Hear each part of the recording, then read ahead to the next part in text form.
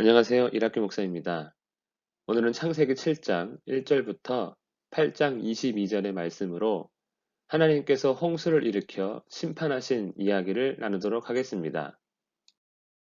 너와 내 온 집은 방주로 들어가라. 노아와 그의 아내, 세 아들 부부가 홍수 심판에서 구원을 받습니다. 노아의 의로움으로 은혜를 입은 것입니다. 그리고 짐승들도 구원을 얻습니다. 하나님은 방주에 탄 노아와 그의 가족, 짐승들을 통해 새롭게 세상을 다시 시작할 계획이십니다. 노아는 하나님의 모든 명령을 준행합니다. 인간의 상식을 초월하는 홍수 심판, 그리고 방주라는 구원의 방편, 말도 안 되는 하나님의 명령에 노아는 믿음으로 순종했습니다. 노아와 짐승들이 방주에 들어갔습니다. 그리고 7일 후에 큰 기품의 샘들이 터지며 홍수가 시작됩니다. 홍수를 일으킨 큰 기품의 샘이 무엇인가에 대해 생각해 볼 수 있을 것입니다. 어차피 이러한 질문의 정답은 사람이 알 수 없지만 그래도 창세기 안에서 답을 찾는다면 하나님께서 둘째 날 창조하신 궁창이 가장 적합해 보입니다. 궁창은 일종의 물 덩어리인데 물 덩어리들이 터지면서 땅이 물로 덮인 것입니다. 홍수가 일어날 때 어떻게 보면 재미있는 표현이 있습니다. 방주의 문을 누가 닫습니까? 하나님께서 문을 닫아주십니다. 심판도 구원도 하나님께서 주관하고 계십니다. 홍수로 인해 물이 계속 불어납니다.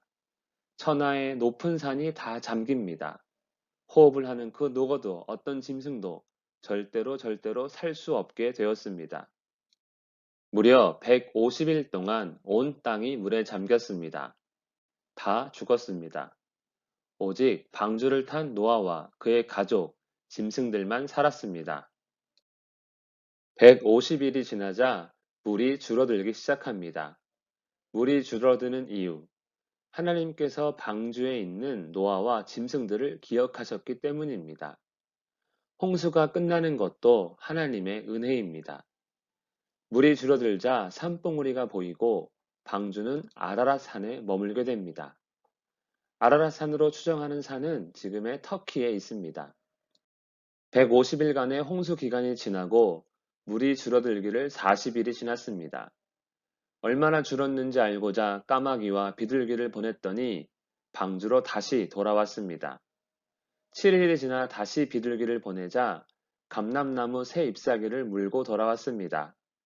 나무들이 다시 자라고 있다는 뜻이자 비둘기가 돌아왔다는 것은 아직 물은 전부 줄지 않았다는 의미입니다. 그리고 7일 후 다시 비둘기를 보냅니다. 이번에는 돌아오지 않았습니다. 온 땅에 덮었던 물이 드디어 거쳤습니다. 노아 나이 600살 되는 해 둘째 달 17일에 시작된 홍수가 601살 첫째 달 1일에 끝이 났습니다. 무려 300일이 넘는 시간입니다. 물이 거치고 마르자 노아와 그의 가족들, 방주를 탔던 모든 짐승이 내립니다. 방주에서 내린 노아는 하나님께 제사를 드립니다. 심판이 끝났고 새로운 시작에 대한 감사로 드린 것이 아닐까 생각해 봅니다. 노아의 제사를 받으신 하나님은 사람의 마음이 여전히 악하지만 다시는 사람으로 인해 땅을 저주하지 않겠다 하십니다.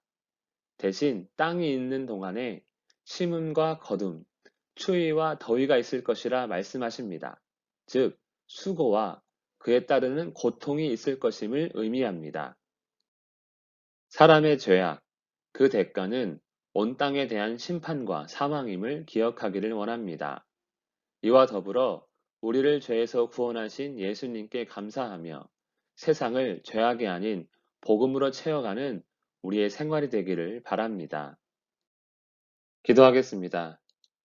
살아계신 하나님 아버지, 우리의 죄가 하나님의 진노와 심판을 일으킴을 온전히 깨닫게 하시고 예수님의 구원의 은혜를 기억하며 하나님의 자녀로서 합당하게 살아가도록 강권하여 주시옵소서. 예수님의 이름으로 기도합니다. 아멘.